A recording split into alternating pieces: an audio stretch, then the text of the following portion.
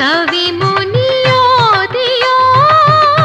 വനമലർ കേട്ടുവോ കിളിമകൾ പാടിയോ നിളയതു ചൊല്ലിയോ Sita Kavyam ശുഭകീർത്തനത്തിലുണരുകയായി. ശ്രീരാമനാമം ജപസാരസാഗരം ശ്രീപാ